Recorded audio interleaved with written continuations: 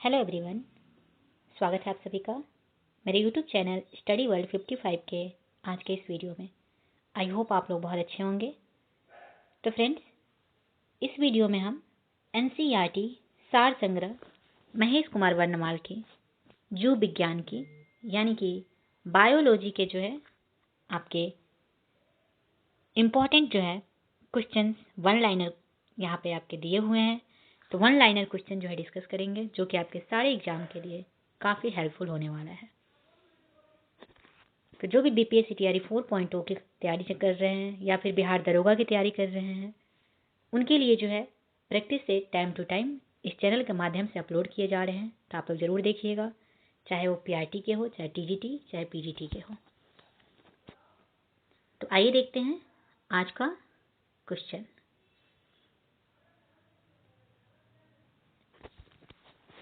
तो पहला लाइन दिया हुआ है, विटीकल्चर यानी कि विटीकल्चर के द्वारा जो है क्या उत्पादित होता है। तो विटीकल्चर के द्वारा अंगूर का उत्पादन होता है। आंसर अंगूर हो जाएगा। जेरोंटोलॉजी, ये जो है काफ़ी जो है एग्जाम में पूछा जाने वाला क्वेश्चन है कि जेरोंटोलॉजी के अंतर्गत किसका अध्ययन किया जाता है। तो जेरोंटोलॉजी के अध्ययन अंतर्गत जो है वृद्धा अवस्था एवं आयु वृद्धि के प्रभाव का अध्ययन किया जाता है। वर्मी कल्चर में कौन सा कीट प्रयुक्त होता है। तो वर्मी कल्चर में केंचुआ जो है प्रयुक्त होता है, अर्थवर्म। पेडालॉजी के अंतर्गत किसका वैज्ञानिक अध्ययन किया जाता है। तो पेडालॉजी के अंतर्गत जो है मृदा का अध्ययन किया जाता है। किसका? मृदा का। फूलों के अध्ययन को क्या कहते हैं। फूलों के अध्ययन को एंथोलॉजी कहा जाता है। ये सारे जो है बहुत ही इंपॉर्टेंट क्वेश्चन हैं। आपके डायरेक्ट जो है एग्जाम हॉल में देखने को मिलता है कि फूलों के अध्ययन को क्या कहा जाता है, पेडालॉजी के अध्ययन पेडालॉजी के अंतर्गत जो है किसका अध्ययन किया जाता है। आपको डायरेक्ट ये क्वेश्चन देखने को मिलता है। तो एक एक लाइन आप लोग अच्छे से देखिएगा। कीटों का वैज्ञानिक अध्ययन क्या कहलाता है। तो एंटोमोलॉजी कहलाता है। अगर आप ये वीडियो पूरा देख लेते हैं, जितने भी इसका जो है पार्ट मैं कराऊंगी, इसमें मैं टोटल जो है कराने की आपको कोशिश करूंगी। जितने भी बायोलॉजी के जो है फिजिक्स केमिस्ट्री सभी का जो है एनसीईआरटी सार संग्रह के जितने भी आपके सब्जेक्ट है सभी का कराने की कोशिश करूंगी।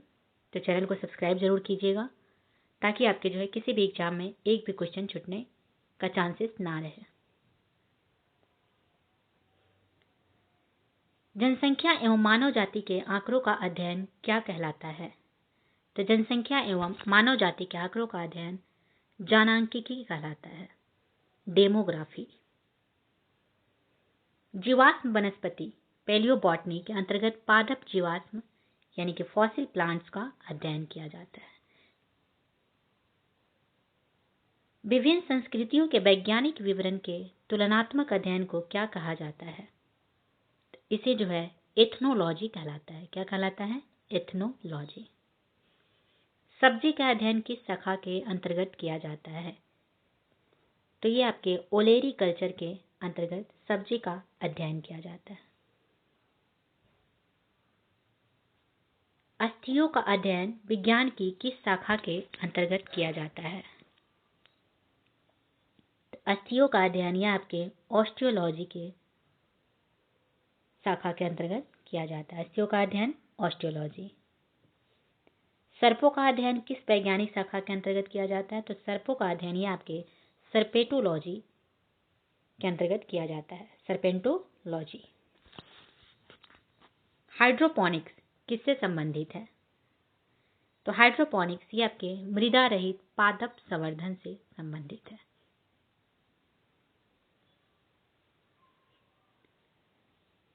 जंतु विज्ञान जूलॉजी के अंतर्गत किन जंतुओं का अध्ययन किया जाता है। तो जीवित और मृत दोनों प्रकार के जंतुओं का अध्ययन जियोलॉजी के अंतर्गत किया जाता है। जंतु विज्ञान जीव विज्ञान की एक शाखा है। अरस्तु को जंतु विज्ञान का जनक कहा जाता है। फादर ऑफ जूलॉजी किसे कहा जाता है। तो अरस्तु को। यहाँ पे कुछ आपके दिए हुए हैं, जीव विज्ञान के विभिन्न शाखाओं के जनक दिए हुए हैं।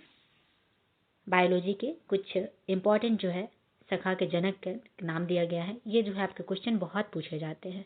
तो तो इसमें सभी जो है काफ़ी इंपॉर्टेंट है, तो सभी का जो है आप लोग नोट बना लीजिएगा, ध्यान में रखिएगा। जंतु विज्ञान के जनक यानी कि जूलॉजी के जनक की बात करें तो अरस्तु हो जाएंगे। वनस्पति विज्ञान यानी कि बॉटनी के जनक कौन है? तो फादर ऑफ बॉटनी किन्हें बोला जाता है? थियोफ्रेस्टस। फिर आपके फादर ऑफ माइक्रोबायोलॉजी सूक्ष्म जीव विज्ञान के जनक कौन है? एंटोनी वैन लीवेनहॉक जो है ये आपके माइक्रोबायोलॉजी के जनक है। नेक्स्ट है जीवाणु विज्ञान के जनक कौन है? बैक्टीरियोलॉजी, फादर ऑफ बैक्टीरियोलॉजी ये आपके लुई पास्चर हो जाएंगे। फिर इम्यूनोलॉजी यानी कि प्रतिरक्षा विज्ञान के जनक कौन है? Edward Jenner. वार्गिकी अथवा वर्गीकरण विज्ञान टैक्सोनॉमी के जनक कौन है? तो कैरोलस लीनियस जो है ये फादर ऑफ टैक्सोनॉमी कहलाते हैं। कौन? Carolus Linnaeus. रुधिर परिसंचरण तंत्र के जनक कौन है? ब्लड सर्कुलेशन सिस्टम, तो विलियम हार्वे जो है father of blood circulation system किनको बोला जाता है? तो विलियम हार्वे को। कोशिका विज्ञान के जनक कौन है? Robert Hooke. उत्परिवर्तन म्यूटेशन के जो है जनक कौन है? तो ह्यूगो डी व्रिज जो है ये आपके फादर ऑफ म्यूटेशन किनको बोला जाता है? तो ह्यूगो डी व्रिज को। कवक विज्ञान के जनक कौन है? माइकोलॉजी के, तो हेनरिच एंटन डी बेरी। ये सभी के जो है आविष्कारक का नाम आप लोग, जनक का नाम जरूर याद रखिएगा, बिकॉज ये क्वेश्चन जो आपके जो है एग्जाम में आते हैं। पादप शरीर क्रिया विज्ञान प्लांट फिजियोलॉजी के जनक कौन है? तो स्टीफन हेल्स। आधुनिक वनस्पति विज्ञान modern botany, father of modern botany किन्हों बोला जाता है? तो कैरोलस लीनियस को। रुधिर वर्ग के जनक blood group, father of blood group ये आपके कार्ल लैंडस्टीनर हो जाएंगे। अंतःस्रावी विज्ञान के जनक कौन है? इंडोक्राइनोलॉजी, फादर ऑफ इंडोक्राइनोलॉजी के जनक है थॉमस एल्वा एडिसन। आनुवांशिकी के जनक कौन है? तो Gregor John Mendel. Father of modern genetics यानी कि आधुनिक आनुवांशिकी के जनक कौन है? तो ग्रेगर जॉन मेंडल। या आपके आधुनिक आनुवांशिकी के जनक भी जॉन मेंडल ही हैं। भारतीय पूरा वनस्पति विज्ञान इंडियन पैलियो इकोबॉटनी के जो है जनक कौन है? बिरबल साहनी। आनुवांशिक अभियांत्रिकी genetic engineering, father of genetic engineering Paul Berg हो जाएंगे। शैवाल विज्ञान के जनक कौन है? फाइकोलॉजी, फादर ऑफ फाइकोलॉजी ये आपके F.E. फ्रिट जो है इसके जनक हैं। भारतीय शैवाल विज्ञान के जनक कौन है? इंडियन फाइकोलॉजी का तो M.O.P. आयंगर।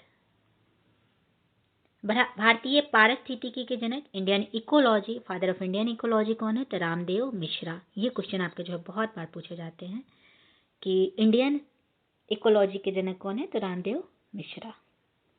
औषधि विज्ञान के जनक कौन है? तो हिप्पोक्रेटस। हिप्पोक्रेटस आपके जो है औषधि विज्ञान के जनक हो जाएंगे। सूक्ष्मदर्शिकी माइक्रोस्कोपी, सूक्ष्मदर्शिकी के जनक कौन है? Antony one Leeuwenhoek. Father of gene therapy, gene चिकित्सा के जनक कौन है? एंडरसन। तो ये सभी आप लोग जो है याद रखिएगा, इसमें एक भी जो है क्वेश्चन अनइम्पॉर्टेंट नहीं है।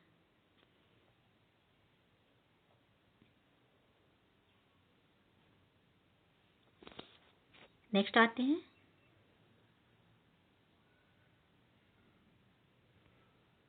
ईपीफाइट। अधिपादप अन्य पौधों पर क्यों निर्भर रहते हैं? तो एपीफाइट्स जो हैं ये आपके अन्य पौधे पे यांत्रिक सहारे के लिए निर्भर रहते हैं।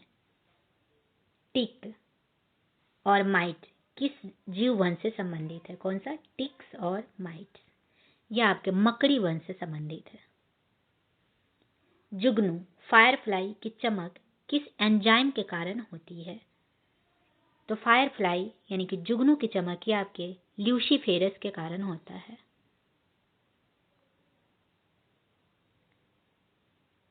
सन हेम्प रेशे, सन हेम्प जूट किससे प्राप्त किया जाता है? तो ये आपके फ्लोएम से प्राप्त किए जाते हैं। किससे प्राप्त किए जाते हैं? फ्लोएम से।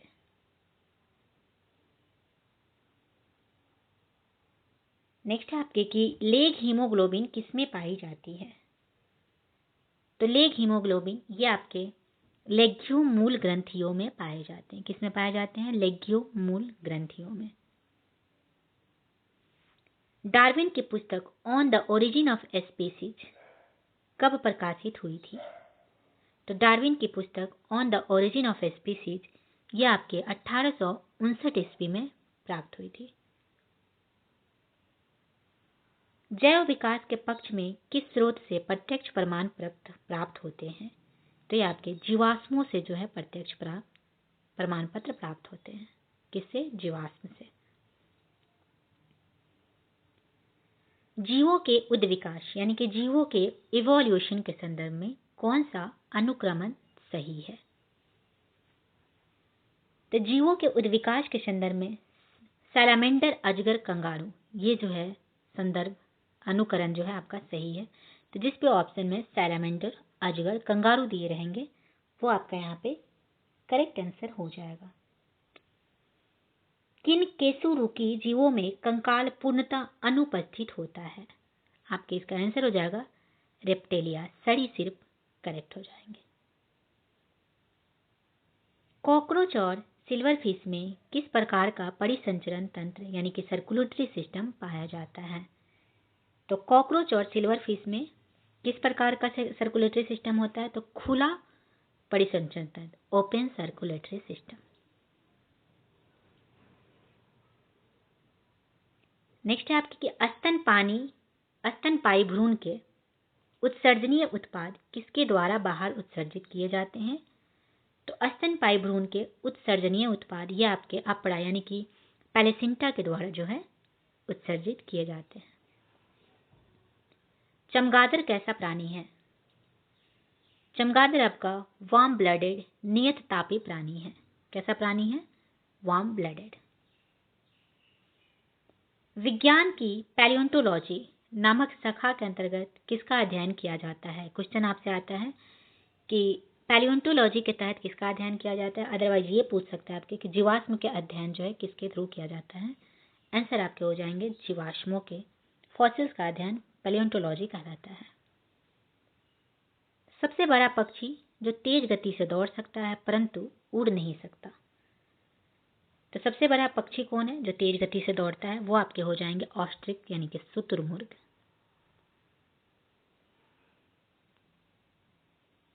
नमक युक्त मिट्टी में उगने वाले पादप हेलोफाइट्स कहलाते हैं। क्या कहलाते हैं? हेलोफाइट्स।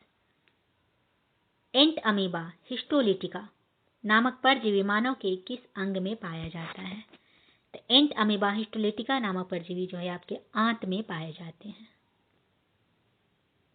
लिग्निन नामक पदार्थ कहाँ जमा रहता है? तो लिग्निन जो है आपके जाइलम ऊतक पर जमा रहता है। कहाँ जमा रहता है? जाइलम ऊतक पर। डीएनए संश्लेषण तथा हिस्टोन प्रोटीन कोशिका चक्र की किस प्रवस्था में बनते हैं? तो इस प्रवस्था में डीएनए संश्लेषण तथा हिस्टोन प्रोटीन की कोशिका बनती है। सीप, घोंघा, स्क्वीड, कौड़ी, ऑक्टोपस, कटलफिश ये सभी जो है मोलस्का संघ के प्रमुख जीव है। ये क्वेश्चन आपसे जो है पूछा जा सकता है, जैसे कि ऑक्टोपस जो है कौन से संघ के जीव है? तो मोलस्का। ऐसे आपके क्वेश्चन एग्जाम में देखने को मिलता है।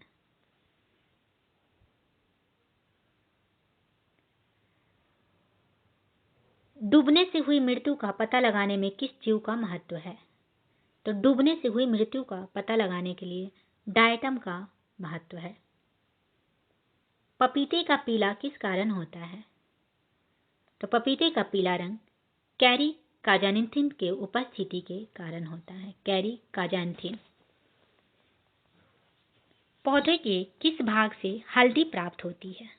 तो पौधे के जो है तना जो है तने वाले भाग से हल्दी प्राप्त किया जाता है। किस शैवाल से आयोडीन का निर्माण होता है? तो लेमिनेरिया नामक शैवाल से यानी कि भूरी शैवाल से आयोडीन का निर्माण होता है। वे जीवाणु जो वायुमंडलीय नाइट्रोजन को नाइट्रोजन के यौगिकों में परिवर्तित करते हैं क्या कहलाते हैं? तो वैसे जीवाणु जो वायुमंडलीय नाइट्रोजन को नाइट्रोजन के यौगिक में परिवर्तित करते हैं उसे जो है नाइट्रोजन फिक्सिंग बैक्टीरिया यानी कि नाइट्रोजन स्थिरीकारी जीवाणु कहलाते हैं। अधिक नमक वाले अचार में जीवाणु जीवित क्यों नहीं रह पाते हैं? क्योंकि तो अधिक नमक वाले अचार में जो है जीवाणु जीवित नहीं रह पाते हैं क्योंकि ये जीव द्रव कुंचित होकर मर जाते हैं। कवक कोशिका में संचित होने वाला खाद्य पदार्थ कौन सा है? तो ग्लाइकोजन। तालाबों और कुओं में किस जंतु को छोड़ने से मच्छरों को नियंत्रित करने में मदद मिलती है? तो गैम्बूशिया फिश। तालाबों और कुओं में जो है गैम्बूशिया फिश को छोड़ने से मच्छरों को नियंत्रित करने में मदद मिलती है। बिस्फेनॉल ए BPA क्या है? तो बिस्फेनॉल ए यह आपके जो है खाद्य संवेष्टन सामग्री के विकास के लिए प्रयोग में लाया जाने वाला एक रसायन है। मृदा के प्रयोग के बिना केवल जल एवं खनिज की सहायता से पौधे उगाने की विधि को हाइड्रोपोनिक्स कहा जाता है। प्रतिजैविक एंटीबायोटिक्स मुख्यतः किससे प्राप्त किए जाते हैं? तो प्रतिजैविक यानी कि एंटीबायोटिक्स जो है आपके जीवाणुओं से प्राप्त किए जाते हैं। इष्ट कोशिका में कौन सा मुख्य एंजाइम उपस्थित होता है? इष्ट कोशिका में आपके जो है जाइमेस जो है ये एंजाइम जाइमेस एंजाइम उपस्थित होता है। जब एक ही जीन दो या दो से अधिक भिन्न भिन्न लक्षणों को एक साथ नियंत्रित करती है तो इसे क्या कहा जाता है? तो जब एक ही जीन दो या दो से अधिक भिन्न भिन्न लक्षणों को एक साथ नियंत्रित करती है तो इसे जो है बहुप्रभाविता का नियम कहा जाता है। बहुप्रभाविता का नियम। क्यूनिन अथवा कुनैन किसकी छाल से प्राप्त की जाती है? तो क्यूनिन अथवा कुनैन जो है आपके शिनकोना की छाल से प्राप्त की जाती है। मेंडल ने अपने वंशागति नियम रूल्स ऑफ हेरेडिटी को प्रतिपादित करने में किस पौधे का प्रयोग किया था? तो मेंडल ने अपने वंशागति नियमों को जो है प्रतिपादित करने के लिए गार्डन पी यानी कि मटर का उपयोग किया था। ग्रेगर जॉन मेंडल को आधुनिक आनुवांशिकी का जनक फादर ऑफ मॉडर्न जेनेटिक्स कहा जाता है। सूखा सहिष्णुता से संबंधित हार्मोन कौन सा है? तो एब्सिसिक अम्ल जो है यह आपके सूखा सहिष्णुता से संबंधित हार्मोन है। अधिकांश एंजाइम किस ताप पर सर्वाधिक सक्रिय होते हैं? तो 20 से 35 डिग्री सेल्सियस के मध्य जो है अधिकांश एंजाइम सर्वाधिक सक्रिय रहते हैं, मतलब एक्टिव रहते हैं।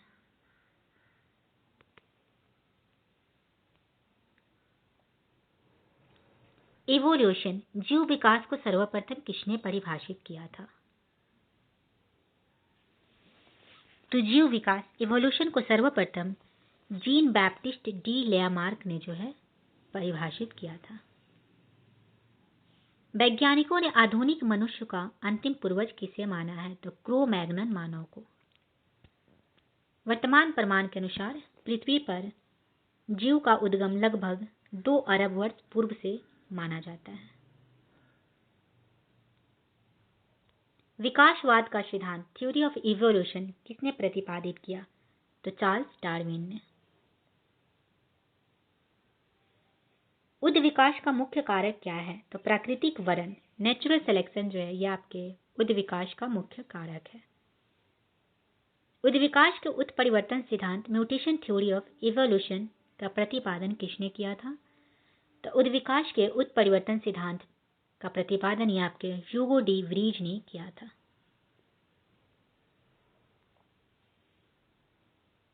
आर्कियोपेटेरिक्स जुरासिक युग का सबसे प्राचीन पक्षी है जो सरीसृप और पक्षी वर्ग के मध्य की कड़ी है। मैमथ किस जीव का पूर्वज है? तो मैमथ ही आपके हाथी का जो है पूर्वज है।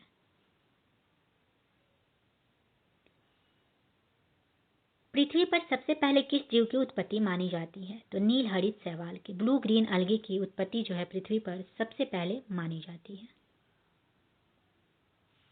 शीत ऋतु में पशुओं के प्रसुप्ति काल, डोरमेंसी पीरियड को क्या कहा जाता है? तो हाइबरनेशन।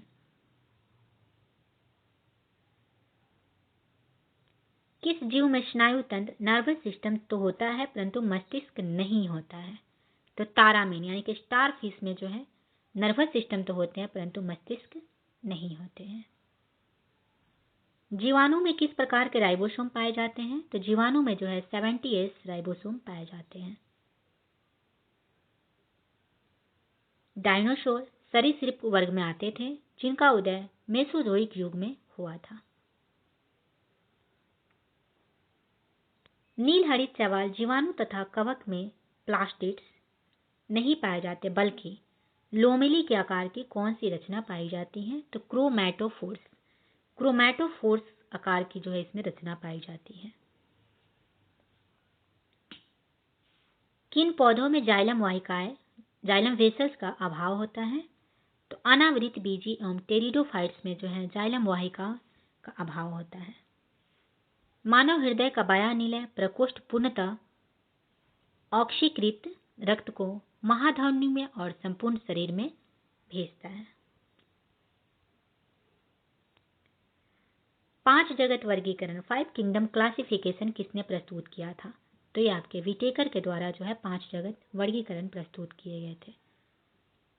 जंपिंग जीन की खोज किसने किया था? तो मैक क्लिंटॉक ने। कौन से क्षार डीएनए अथवा आरएनए दोनों में पाए जाते हैं? तो ये आपके एडेनिन, ग्वानिन तथा साइटोसिन, ये आपके डीएनए तथा आरएनए दोनों में पाए जाते हैं। कौन कौन से? तो एडेनिन, ग्वानिन तथा साइटोसिन। ऐसे कौन से उड़ने वाले जीव हैं जो पक्षी वर्ग में नहीं आते हैं? तो चमगादड़ जो है इसका करेक्ट आंसर हो जाएगा। चमगादड़ जो है ऐसे जीव है जो पक्षी वर्ग में नहीं आते हैं।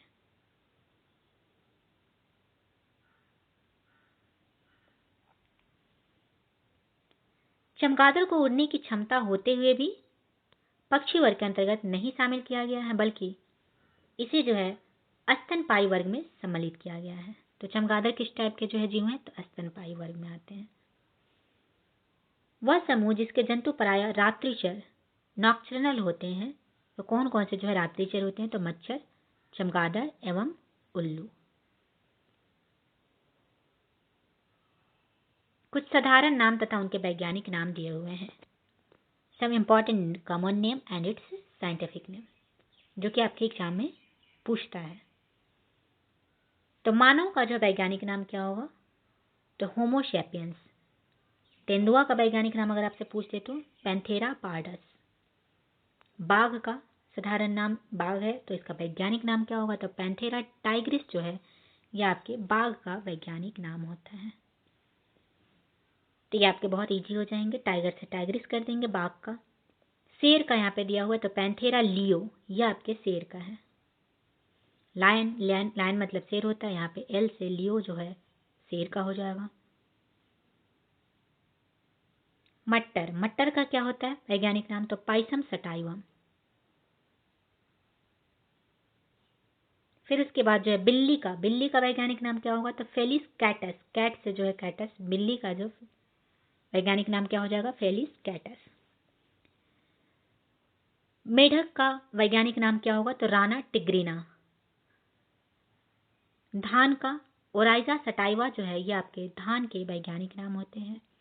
सरसों के वैज्ञानिक नाम अगर आपसे पूछते हैं तो ब्रेशिका कंपेस्ट्रिक्स। चना का हो जाएगा सीसर एरिएटिनम। गेहूं का वैज्ञानिक नाम क्या होगा? तो ट्रिटिकम एस्टिवम जो है ये आपके गेहूं के वैज्ञानिक नाम होते हैं।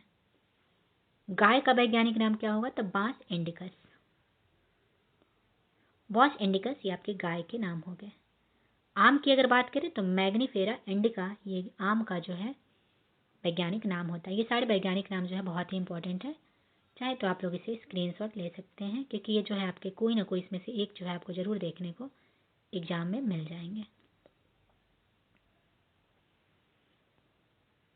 प्रकाश संश्लेषण की प्रकाशिक एवं अप्रकाशिक अभिक्रिया क्लोरोप्लास्ट में कहाँ संपन्न होती है? तो ग्रेना एवं स्ट्रोमा में। मोलस्का संघ के कुछ जंतुओं में नीले या हरे रंग का रक्त किसके कारण होता है? तो हीमोयाशिनिन के कारण जो है मोलस्का संघ के कुछ जंतुओं में नीले या हरे रंग का रक्त होता है।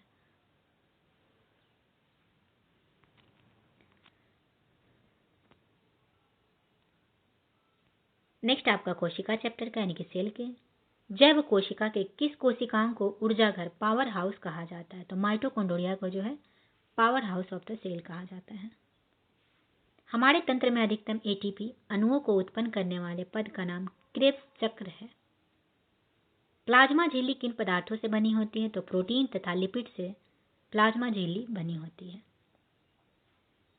मानव शरीर के किस अंग में लसिका कोशिकाएं पाई जाती हैं? तो मानव शरीर के प्लीहा में जो है आपको लसिका कोशिकाएं पाई जाते हैं। किस जीव में लिंग गुणसूत्र सेक्स क्रोमोसोम नहीं पाए जाते हैं? तो छिपकली में जो है आपको सेक्स क्रोमोसोम नहीं पाए जाते हैं। जंतु कोशिका में अनुपस्थित होती है तो कोशिका भित्ति शेल वाल जो है आपके ये जंतु कोशिका में एब्सेंट होती है, अनुपस्थित होती है। पिटपिंड जिसे कॉर्पस ल्यूटियम कहा जाता है उस कहाँ पाई जाती है? तो पिटपिंड जो है ये आपके ओवरी में अंडाशय में पाए जाते हैं।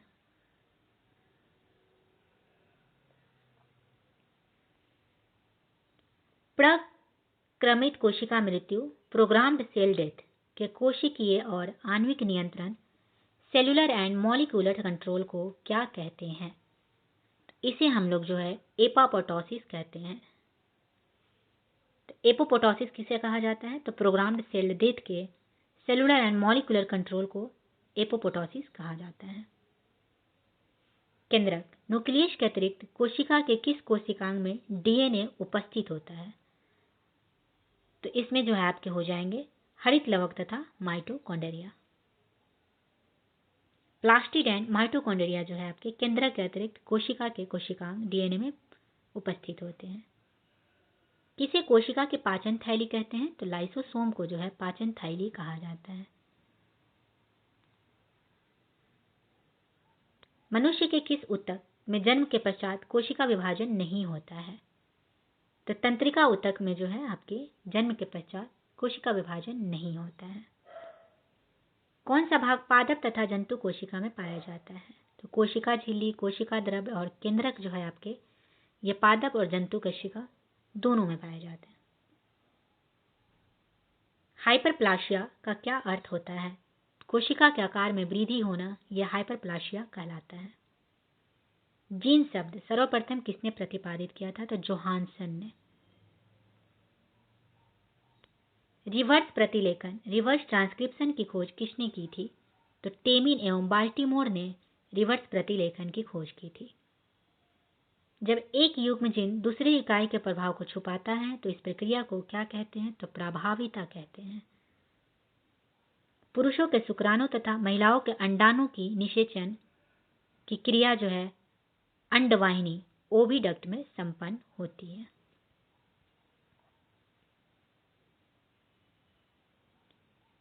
कोशिका का जीवित अंश जीव द्रव्य कहलाता है। यह किससे मिलकर बनता है? तो कोशिका का जीवित अंश ये जो है जीव द्रव्य कहलाता है। यह कोशिका द्रव्य और केंद्रक द्रव्य से मिलकर बना होता है। कौन सा कोशिकांग प्रोटीन संश्लेषण में सहायता करता है? तो राइबोसोम ये जो है आपके कोशिकांग राइबोसोम प्रोटीन संश्लेषण में सहायता करता है। मानव शरीर में गुणसूत्रों की संख्या कितनी होती है? तो 46। कौन सा तत्व पौधों की कोशिका भित्ति की संरचना का घटक है? तो ये आपके कैल्शियम हो जाएंगे। सबसे छोटी जीवित कोशिका कौन सी है? तो माइकोप्लाज्मा। माइकोप्लाज्मा जो है ये सबसे छोटी जीवित कोशिका मानी जाती है। किसे जीवन का भौतिक आधार माना जाता है? तो प्रोटोप्लाज्म को जीव द्रव्य को जो है जीवन का भौतिक आधार माना जाता है। कौन सा कोशिकांग केवल वनस्पति कोशिका में ही उपस्थित होता है? तो प्लास्टिड यानी कि हरित लवक जो है ये केवल आपके वनस्पति कोशिका में ही उपस्थित होता है। द्विनाम पद्धति के जन्मदाता कौन थे? तो कैरोलस लिनियस जो है आपके द्विनाम पद्धति के जन्मदाता थे। दो कोशिकाओं के मध्य पदार्थों का आवागमन किसके माध्यम से होता है? तो जीव द्रव्य तंतु के माध्यम से दो कोशिकाओं के मध्य पदार्थों का आवागमन होता है। किस तत्व के कोशिकाओं में एकत्रित होने से स्टोमाटा जो है खुल जाते हैं? तो पोटेशियम के कोशिकाओं में एकत्रित होने से रंध्र यानी कि स्टोमाटा खुल जाते हैं। किस कोशिकाओं को ट्रैफिक पुलिस की संज्ञा प्रदान की गई है? तो ये आपके गोल्जी काय को जो है ट्रैफिक पुलिस भी बोला जाता है। प्लाज्मा झिल्ली किस पदार्थ से बनी होती है? तो लाइपोप्रोटीन से। प्लाज्मा झिल्ली की संरचना का यूनिट मेम्ब्रेन मॉडल किसने प्रस्तुत किया था? तो प्लाज्मा झिल्ली की संरचना का यूनिट मेम्ब्रेन मॉडल ये आपके रॉबर्टसन के द्वारा 1959 में जो है प्रस्तुत किया गया था। कोशिका भित्ति सेल वॉल की संरचना कैसी होती है? तो पारगम्य होती है। यहाँ पे कुछ इंपॉर्टेंट टॉपिक दिया हुआ है, इंपॉर्टेंट पॉइंट दिए हुए हैं, याद रखिएगा। विश्व की सबसे छोटी कोशिका पूछे तो माइकोप्लाज्मा हो जाएगा। विश्व की सबसे लंबी कोशिका ये आपके शुतुरमुर्ग का अंडा एग ऑफ ऑस्ट्रिच जो है ये विश्व की सबसे बड़ी कोशिका है। और मानव शरीर में सबसे छोटी कोशिका पूछे तो सेरिबेलम की ग्रैनुअल सेल। और मानव शरीर की सबसे बड़ी कोशिका कौन हो जाएगी? तो ओवम, अंडाणु केवल स्त्रियों में होता है। यह मानव शरीर की सबसे बड़ी कोशिका होती है। मानव शरीर की सबसे लंबी कोशिका पूछते तो न्यूरॉन जो है सबसे लंबी कोशिका हो जाती है। पुरुषों में सबसे छोटी कोशिका स्पर्म, शुक्राणु जो है ये आपके पुरुषों में सबसे छोटी कोशिका है। और सबसे बड़ी पादप कोशिका क्या होती है? तो कालेर्पो टैक्सीफोलिया ये सबसे बड़ी पादप कोशिका है। कौन सा? कालेर्पो टैक्सीफोलिया।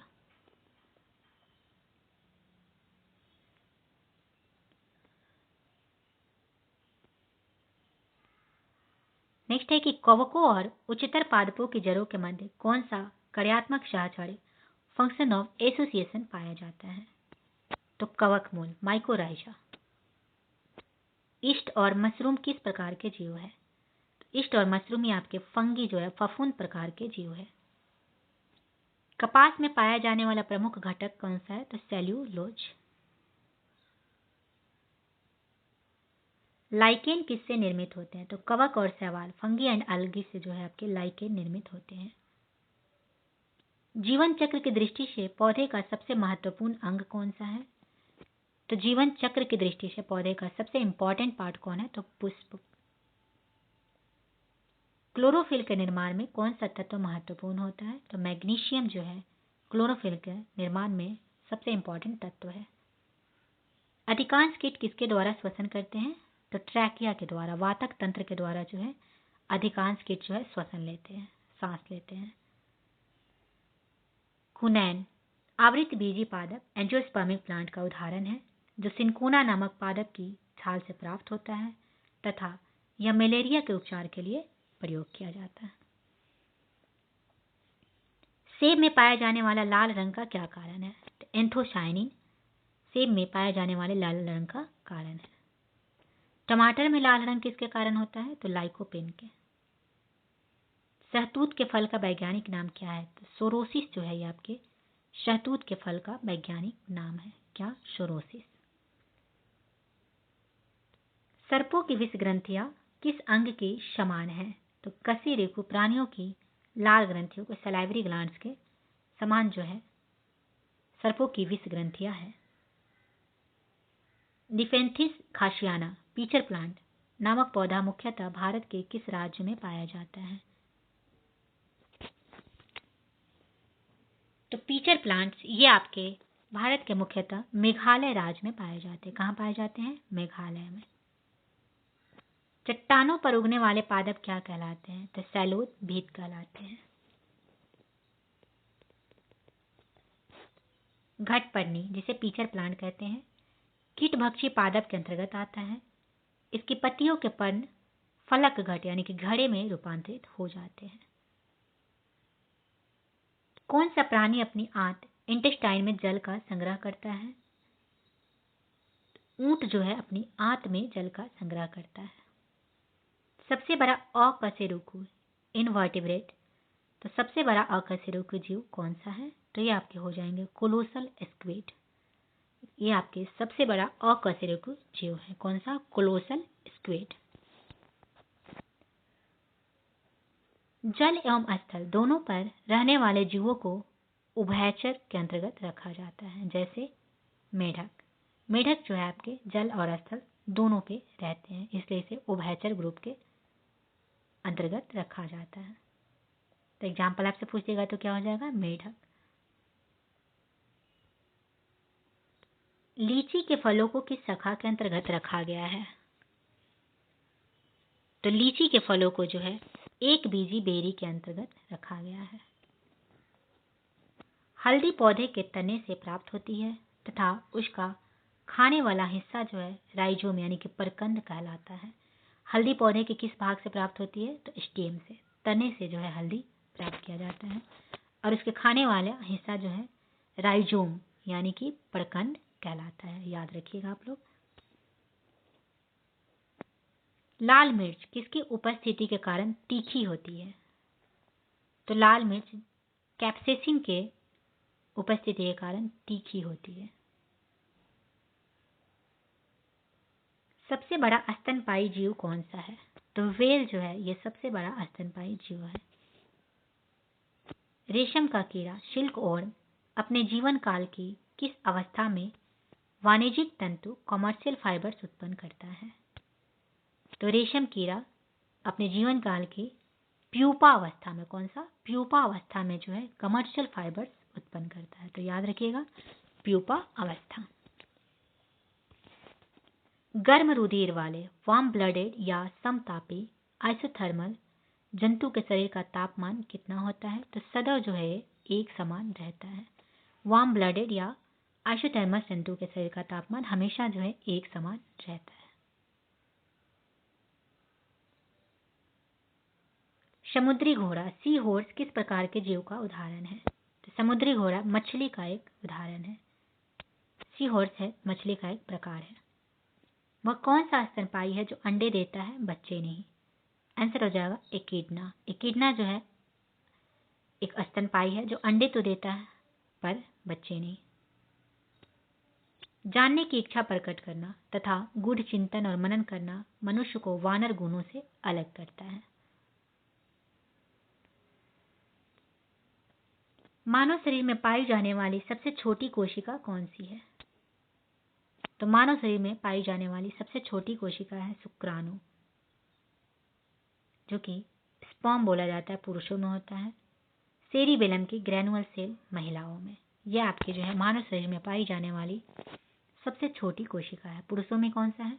तो शुक्राणु, स्पर्म, और महिलाओं में सेरिबेलम की ग्रैनुअल सेल। सील किस वर्ग का प्राणी है? सील जो है ये कौन से वर्ग के प्राणी है? तो ये आपके मैमल यानी कि स्तनपायी प्राणी है सील। कॉर्क किस पेड़ से प्राप्त होती है? कॉर्क आपके क्वैकर्स पेड़ से जो है कॉर्क प्राप्त किए जाते हैं। डॉल्फिन किस वर्ग के अंतर्गत आते हैं? तो डॉल्फिन आपके स्तनपायी प्राणी के अंतर्गत आते हैं।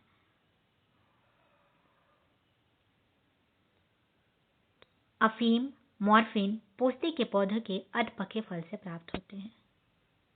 अफीम और मॉर्फिन जो है किस पौधे से प्राप्त होते हैं? तो पोस्ते के पौधे से। गन्ने के रोपण में उसके किस भाग का प्रयोग किया जाता है? तो गन्ने के रोपण में जो है स्टेम यानी कि तना वाला भाग जो है उसका प्रयोग किया जाता है। लहसुन की गंध, द स्मेल ऑफ गार्लिक, का क्या कारण है? तो लहसुन की गंध का कारण है सल्फर यौगिक एलिमन की उपस्थिति। सल्फर यौगिक की उपस्थिति जो है लहसुन की गंध का कारण है। शुष्क जलवायु में अनुकूलित पेड़ पौधों को क्या कहते हैं? तो शुष्क जलवायु में अनुकूलित पेड़ पौधों को जेरोफाइट यानी कि मरुदभित कहलाता है। तो ये रहे बायोलॉजी के जो है एनसीईआरटी सार संग्रह महेश कुमार बनवाल के पुस्तक से कुछ इंपॉर्टेंट लाइन, जो कि आपको किसी भी कॉम्पिटिटिव एग्जाम के लिए बहुत ही मददगार साबित होगा। इसका जो है अभी बचा हुआ है, तो नेक्स्ट पार्ट मैं जल्द ही लेके आऊँगी। तो चैनल को सब्सक्राइब ज़रूर कीजिएगा। ऐसे ही वीडियोज़ के लिए बेल नोटिफिकेशन ऑन कर लीजिएगा। और जो भी बीपीएससी तैयारी 4.0 की बिहार दरोगा की तैयारी करना चाह रहे हैं, उनके लिए इस चैनल पे जो है आपको time to time practice set upload किए जा रहे हैं। चाहे आप 1 to 5 के हो, 6 to 8 के हो, 9 10 के हो, 11 12 के हो, तो आपके लिए बहुत हेल्पफुल होगा। और प्रैक्टिस सेट ज़रूर देखें। तो चलिए मिलते हैं नेक्स्ट वीडियो में। Thank you very much.